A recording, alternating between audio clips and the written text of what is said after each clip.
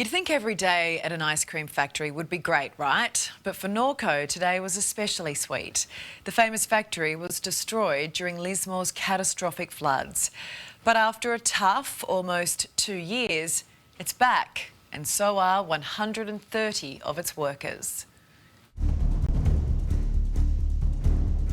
We knew we were in trouble. A 14.4 metre record flood wiping out an entire town and its iconic ice cream factory. That's how high it went. So that was the difference in the flood at Lismore last year. To be honest, it looked like a war zone, like a bomber hit the place, the whole town. Norco's factory destroyed last year, leaving workers without a job. It seemed pretty impossible to come back from. Now we've been able to welcome back every single employee that wanted a job back here at Norco.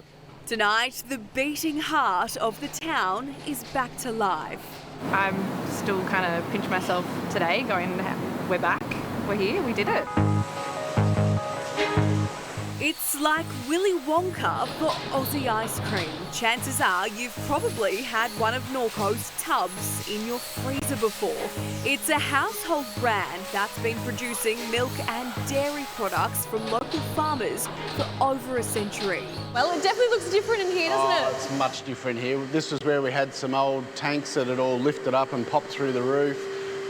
All of this area was fairly well destroyed, really. Built on the banks of the Wilsons River, as water levels rose, the Norco factory was one of the first to go under. It was a flood Norco's CEO, Michael Hampson, never expected. You know, we got a flood that was 2.2 metres higher than what we'd ever experienced previously. So it was a huge effort. A lot of our team members here did the clean-up job. There's been a lot of work that's gone on over the last 18 months. Glenn McIntosh was one of the few workers who didn't lose their job.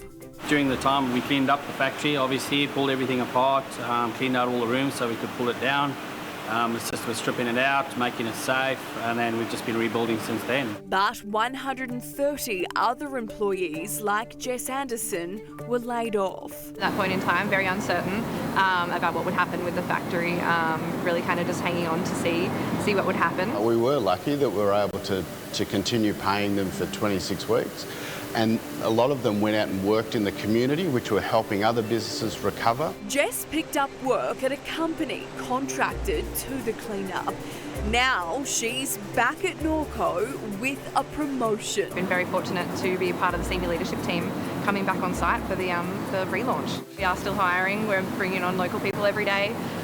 We've got another 10 new starters today. This facility wouldn't be where it is today without the generous help of the Australian government. So they've chipped in $34.7 million. A much-needed lifeline to go towards Norco's $100 million repair bill. We are right on the banks of the river here. Some might say it's a silly move to rebuild right here. Why did you choose to rebuild here?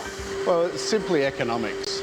It would have cost probably another $100 million to move the site somewhere else, and we just didn't have that kind of money. This time it's designed to be as flood-proof as possible. So this room here is basically like a big submarine vault.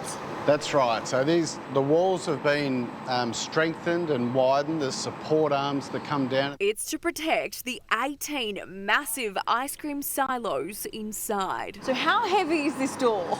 It's about 650 kilos. Wow. And it's designed that when the event of a flood, we close it, That is heavy. jam it shut. We just hope the whole factory doesn't float away now, because it is basically a big boat in some areas. Mezzanine areas have also been built 15 metres high to store critical electrical equipment. There probably will be another flood. It's Lismore after all. 100 floods in 100 years. There will always be floods in Lismore. Do you think we're flood-proof now? Well, I think we're very flood resistant, and let's hope. Like the community just couldn't handle a 15-metre flood. We've done it once, we've prepared. We'll do our best to do it again.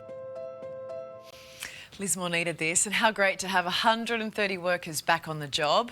It means they and their families will stay in the area. It's another sign the city is getting back on its feet.